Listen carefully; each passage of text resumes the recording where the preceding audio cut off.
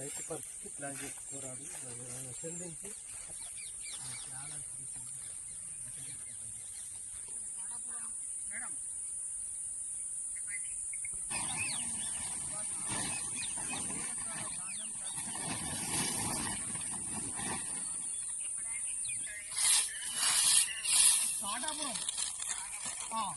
బాలయ్య 7 ఎకరాల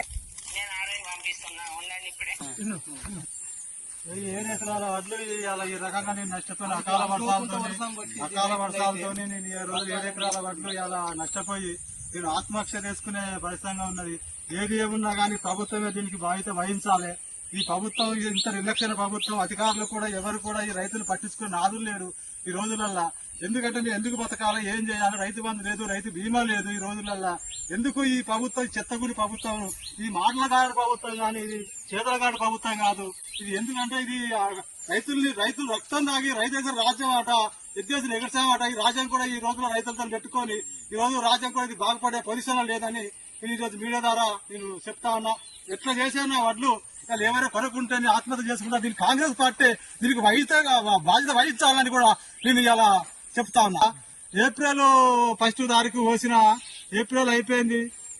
ఇలా 2వ నెల కూడా ఇది వచ్చే ఉన్నది. అకాల వర్షాల వల్ల ఈ వడ్లు మొత్తం నానిపోయి ఈ రోజు నేను ఆత్మహత్య చేసుకునే పరిస్థితి ఉన్నది. ఏ అధికారులైనా ఎవరైనా వచ్చి దయచేసి ఈ వడ్లని కొనుగోలు చేసి ఇవాళ రైతుకు ఇంత అన్నం పెట్టే పొజిషన్ చేయాలి. రైతు ఇవాళ రాజ్యాన్ని చేస్తాడు.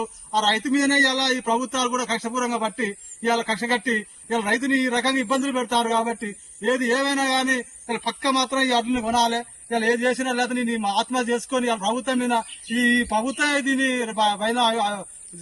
బాధ్యత వహించాలని కూడా నేను తెలియజేస్తున్నా.